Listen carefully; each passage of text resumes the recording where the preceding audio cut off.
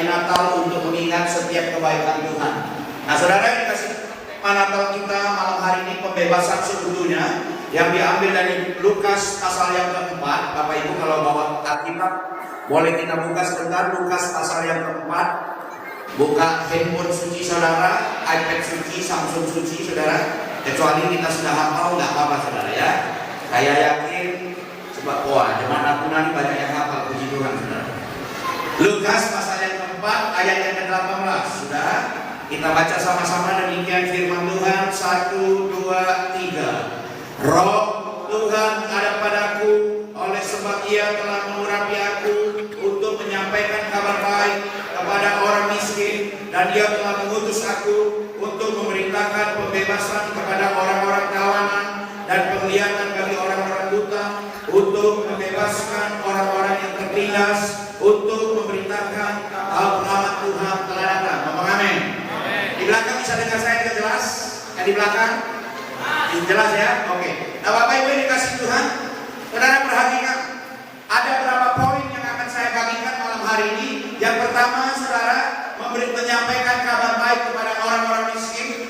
Kadang-kadang kita ini kaya saudara ya, dari segi materi, tapi kita miskin dalam hidup, miskin dalam hubungan, miskin dalam apa lagi saudara, roh kita. Bahkan mungkin juga miskin secara ekonomi saudara. Dikatakan Ia telah mengutus aku untuk memberitakan pembebasan kepada orang-orang tawanan. Tanpa kita sadari, saya dan saudara mungkin tertawan dengan waktu kita, tertawan dengan pekerjaan kita, tertawan dengan habit kita saudara ya. Kalau nggak masuk uang, kalau nggak bungakan uang, kayaknya berat banget. Kalau orang nggak bayar utang, kayaknya nggak bisa bebas saudara. Saudara dikasih Tuhan, katanya lagi penglihatan bagi orang-orang buta. Tanpa kita sadari, kadang-kadang kita ini buta saudara. Nggak pernah kita melihat kebaikan dan kemurahan Tuhan dalam hidup kita. Saudara yang dikasih Tuhan, terus apalagi saudara, untuk membebaskan orang-orang yang tertindas. Jangan-jangan kita kelihatannya bagus saudara, kata orang Tionghoa, saudara. Enak dilihat tapi nggak enak makanan. Kayaknya uangnya oke, semua oke, ternyata hidup kita tertindas saudara. Rumah tangga kita tertindas, ekonomi kita tertindas, jabatan kita tertindas saudara. Untuk memberitakan tahun rahmat Tuhan telah datang.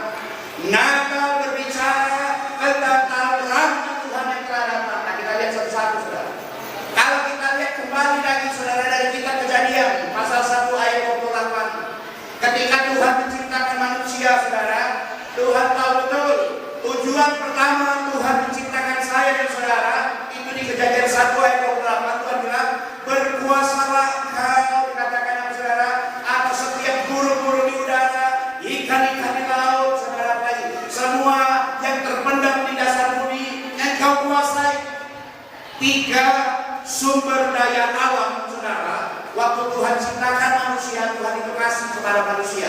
Artinya apa saudara? Artinya Tuhan mau saya dan saudara itu diberkati. Amin. Karena sumber alam semua dikasih ke manusia. Kejadian 1. Bahkan kalau saudara perhatikan di dalam Kejadian 2, ini suara bisa disetel stabil nggak ya? Jangan naik turun. Saudara, Kejadian pasal 2 ayat 15 sudah begini. Tuhan Allah mengambil manusia itu dan menempatkannya dalam Taman Eden untuk apa saudara? Mengusahakan dan memelihara. Jadi ketika Tuhan ciptakan manusia, diambil manusia ditaruh di taman itu untuk apa saudara? Untuk mengusahakan dan memelihara. Tapi kita lain saudara, kita rampok, kita kuras, dan kita tidak pernah memikirkan generasi berikutnya saudara. Itu sifat manusia serakah. Gak heran kalau ada kebakaran hutan, gak heran kalau ada banjir di mana-mana. Karena seharusnya saya dan saudara mengusahakan dan memelihara. Itu hukumnya pertama saudara. Tapi justru kita saudara menggerogoti, merampok dan membumi yang hanguskan. Kita gak peduli pada generasi berikutnya saudara. Nah saudara dikasih Tuhan. Tuhan bawa manusia, Tuhan kasih syarat. Semua boleh kamu ambil. Tapi kan manusia ini tamsil saudara. Manusia ini serakah. Kejadian pasal 2 ayat 17 bilang semua boleh kamu makan, kecuali satu aja yang kamu tidak boleh makan, yaitu dikatakan buah tetapi pohon jahat itu janganlah kau makan buahnya, sebab pada hari kau makannya pastilah kau mati. Tuhan kasih batasan saudara. Semua boleh kamu ambil, semua boleh kamu makan, tapi satu aja jangan kamu langgar. Kita kan serakah saudara. Kalau nggak kita habiskan sehabis-habisnya kita nggak puas. Betul? Ketika orang ada jabatan saudara, kalau dia tidak mengambil keuntungan sebanyak-banyaknya saudara, nggak puas. Kalau nggak bisa, katanya kalau nggak bisa kaya, untuk apa kamu jadi pejabat? Katanya orang banyak kena korupsi saudara. Ini kok lalu-lalu terus ya. Nah saudara, ini kasih Tuhan dengar baik-baik. Waktu manusia makan buah itu, manusia mati gak saudara? Dikatakan firman Tuhan dalam ini, waktu engkau makan buah itu, engkau akan mati. Tapi nggak langsung mati saudara. Mati secara fisik. Umur manusia ada batasnya saudara.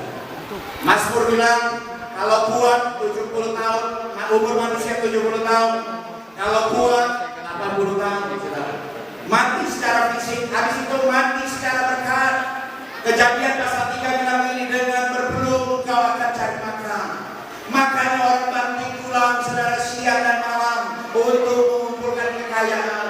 Kenapa? Karena firman sudah bilang, dengan susah payah, dengan berpeluh engkau akan mengumpulkan makananmu. Jadi tidak heran saudara ya, kalau kita lembut kerja terus saudara, tidak heran ayatnya ada. Habis itu apa lagi saudara? Mati secara roh. Mati secara roh, ini yang paling bahaya. Kita hilang hubungan dengan Tuhan. Badannya boleh ada di gereja saudara, otaknya kemana-mana saudara. Boleh nampak penampilannya, seringkali kan kita menilai dari luarnya saudara. Wah pendeta harus begini, orang Kristen harus begini. Kayak orang Farisi, luarnya bagus, dalamnya isi korak dan tulang-belulang saudara. Tanpa kita sadari kita ini mati saudara. Kita mati, kita datang ke gereja hanya datang untuk seremonial. Datang ke gereja hanya untuk dilihat orang, oh orang Kristen rupanya begitu. Saudara, hidup kita jauh dari Tuhan. Makanya dikatakan dengan berpeluh kau akan cari makan susah payah. Bapak Ibu yang dikasih Tuhan, manusia terus mencari dan mencari sampai terhilang. Saudara, kalau orang mengatakan kalau kita lah batak saudara, kalau udah kasar ini ngoluan, sana apa saudara? Ada rasa hapon, hamoral, kakabeo. Itu semua dicari orang di dunia ini saudara. Orang berebut-rebut untuk punya kedudukan, orang berebut-rebut untuk punya uang saudara. Orang berebut-rebut untuk supaya dia diberkati saudara. Manusia terus mencari, dan mencari sampai hilang. Saudara, makanya kita kayanya kaya tapi kita miskin saudara. Kita kayaknya orang bebas, tapi sebenarnya kita tertawan dengan pekerjaan kita. Kita tertawan dengan bisnis kita. Kita tertawan dengan kedudukan kita. Kita tertawan dengan status kita saudara. Habis itu apa saudara? Kita buta. Kita gak bisa lagi lihat orang lain yang memerlukan pertolongan. Kita gak ada lagi belas kasihan saudara. Kalau sudah gak bayar habiskan. Segala cara dilakukan tapi saya belum kembali. Kita nggak ada lagi saudara. Kita buta dan kita tanpa kita sadari kita tertindas dengan prinsip kita sendiri saudara. Untuk itu hari ini kita mau lihat saudara bahwa tahun rahmat Tuhan itu sudah datang. Amin. Khususnya untuk Indonesia, khususnya untuk Natuna ini saudara. Tahun rahmat Tuhan itu sudah datang. Nah Bapak Ibu yang dikasih Tuhan, Tuhan adalah Bapa yang ajaib saudara. Dialah yang berinisiatif untuk mencari anak yang hilang. Waktu Adam jatuh dalam dosa saudara, Kejadian pasal 3 ayat 19, Tuhan yang berinisiatif untuk mencari Adam. Inilah beda kekristenan dengan yang lain saudara. Orang lain sibuk cari Tuhannya, orang lain sibuk saudara membela atau apa saja saudara untuk Tuhannya. Tapi Tuhan sayang saudara yang namanya Yesus justru mengangkat turun untuk mencari yang terhilang. Adam, kamu di mana Adam? Apa Tuhan gak tahu Adam sembunyi saudara? Apa Tuhan gak tahu Adam ketakutan? Tuhan tahu. Dan malam hari ini juga saudara, Tuhan sedang melangkah turun untuk mencari setiap saudara. Nah, saudara yang dikasih Tuhan, Lukas pasal 19 ayat 10 bilang ini, sebab anak manusia datang untuk mencari dan menyelamatkan yang hilang. Tuhan datang untuk orang yang sakit. Tuhan datang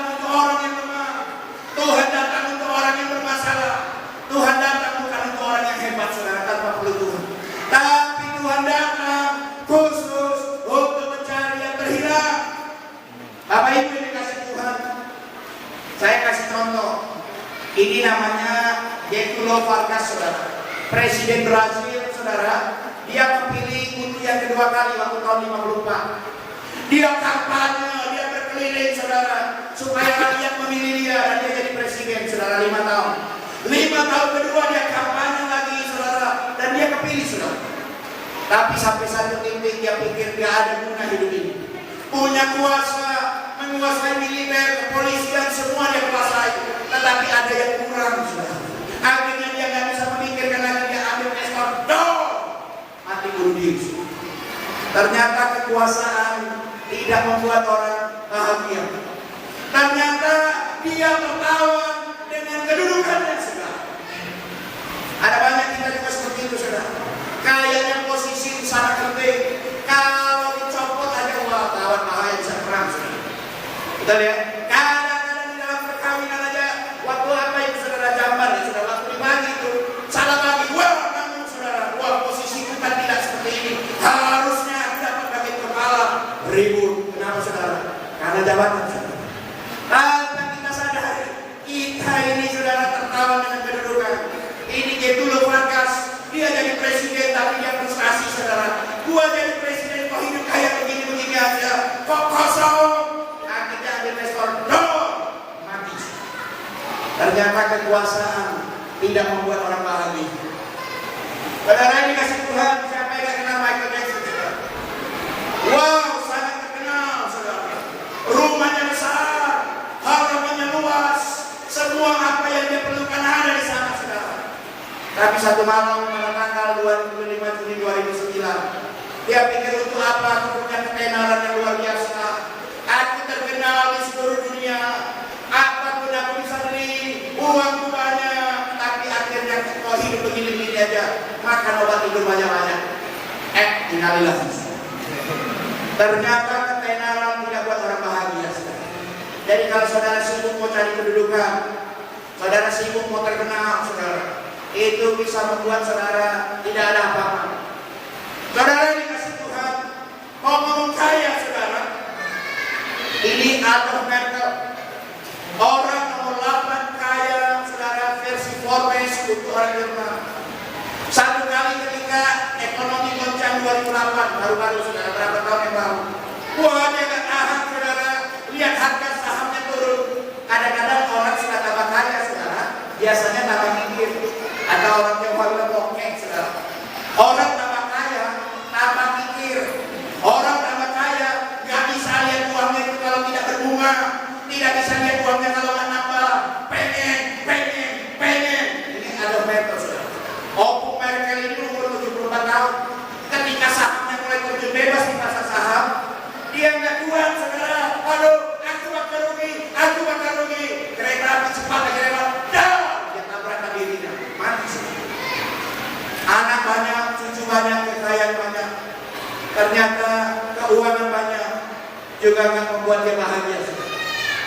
Akhirnya dia mati bunuh diri, saudara. Alangkah malangnya opung ini, saudara. Nah, saudara, ini kasih Tuhan. Ini kesehatan, saudara. Dr. Thierry Costa dari Prancis, dokter kesehatan yang sangat terkenal. Umur masih 38 tahun. Satu kali dia nongol di TV, saudara. Di Prancis, orang mulai salahkan dia. Kenapa bapak ini dokter yang terkenal? Kenapa bapak kasih nasihat orang sehingga orang salah langkah dan orang itu mati? Saudara, waktu dia ditanya, dia nggak bisa jawab di siaran TV, saudara. Oh, dia belok-belok mulutnya, saudara. Bapak kan jadi figur tokoh dalam kesehatan. Semua orang tanya sama bapak, semua orang minta nasihat sama bapak. Karena bapak tahu ilmu kesehatan. Tetapi kenapa bapak bisa salah arahkan orang sehingga orang mati di serangan jantung? Oh, dia nggak bisa jawab, saudara. 1 minggu setelah penampilannya di TV, dia pergi ke Kamboja, mati juga bunuh diri. Saudara lihat, orang yang sibuk mencari kekayaan tanpa dia sadari dia juga tertawan dan tertindas. Orang yang sibuk mencari kedudukan, saudara, ternyata dia juga buta, nggak ngerti kalau Tuhan sudah bawa dia sampai sejauh itu, nggak tahu bocah syukur. Orang yang kesehatannya dia pikir hebat, sering ngomong di TV, ternyata juga ada yang kurang. Saudara, dikasih Tuhan. Siapa yang tidak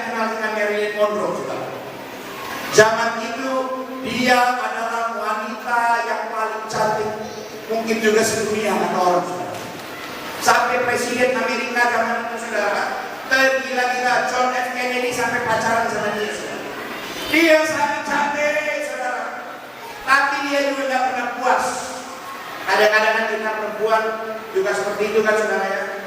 Bapak-bapak juga sekarang sudah mulai, saudara. Ibu-ibu apalagi, saudara, kurang sedikit mulai tambah tangan, saudara.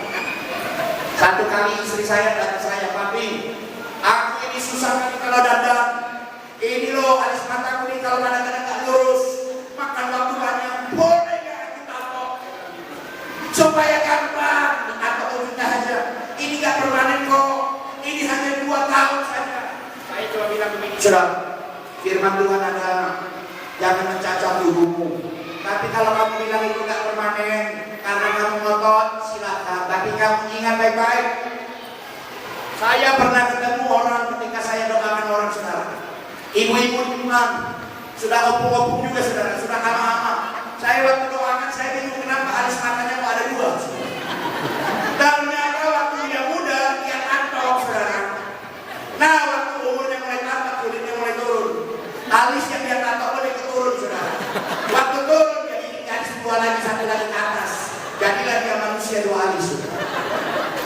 Nah kalau kamu masih mau tato, ingat baik-baik. 1 kali kulitmu turun, alis matamu jadi 2 cabang. Kadang-kadang kita kan bisa mengucap syukur. Marilyn Monroe itu, saudara, ketika umurnya masih 30-an, saudara, orang-orang mulai nggak tertarik sama dia, dia frustasi. Jangan-jangan aku udah nggak cantik lagi, makan obat tidur, mati bunuh diri. Saudara bayangkan, kadang-kadang hidup kita kan seperti itu, kita nggak pernah puas. Kita nggak sadar ternyata kita ini orang yang terbelenggu. Kita nggak sadar ternyata saya dan saudara sudah jadi kawan. Kita sibuk mendandani gereja kita kasih begini, kita kasih begitu, saudara, dengan harapan supaya jemaat kita nggak pindah. Kita lupa harusnya kita menyenangkan hati Tuhan, bukan menyenangkan hati jemaat, saudara. Dengan baik-baik dan jemaat juga nggak tahu diri kadang-kadang, saudara. Kalau sudah kasih persembahan hempengnya paling besar, dia pula yang mengatur gereja, saudara. Dia pikir dia sudah jadi pendeta juga, saudara. Hati-hati, saudara. Saudara yang dikasih Tuhan, ternyata kecantikan juga tidak bisa membuat orang puas. Saudara yang dikasih Tuhan, Natal berbicara tentang memberitakan kaum rahmat Tuhan ke lelaki. Kalau kita mengerti betul Yesus itu datang buat saya dan saudara, kita ini harus mengucap syukur, saudara.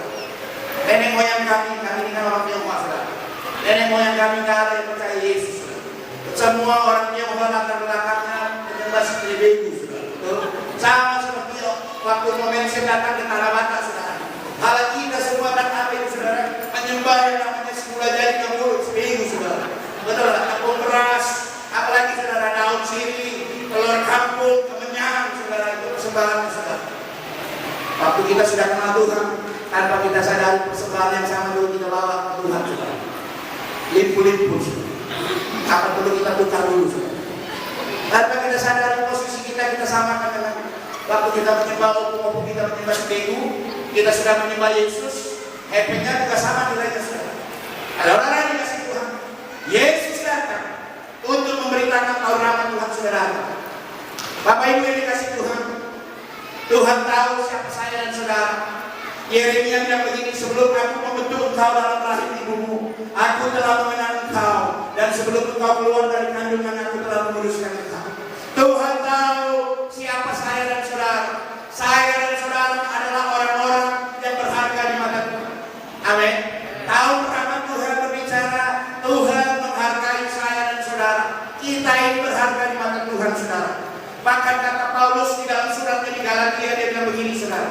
Tetapi waktu Ia yang telah memilih aku sejak kandungan ibuku dan memanggil aku oleh kasih karunia, manusia hanya menilai penampilan, saudara. Tapi Tuhan melihat hati. Amin, Bapak Ibu. Tuhan mengerti siapa Tuhan. Kita, saya dan saudara adalah orang-orang yang berharga di mata Tuhan. Dengan setiap kita berharga di mata Tuhan, kita punya nilai karena kita diciptakan segambar dengan Allah. Saudara dikasih Tuhan, saya ingat saya dapat uang 50.000. Kalau seandainya uang ini, saudara, jatuh di comberan, kena injak-injak orang, saudara, waktu diambil, saudara, kotor, apakah nilainya berkurang, saudara?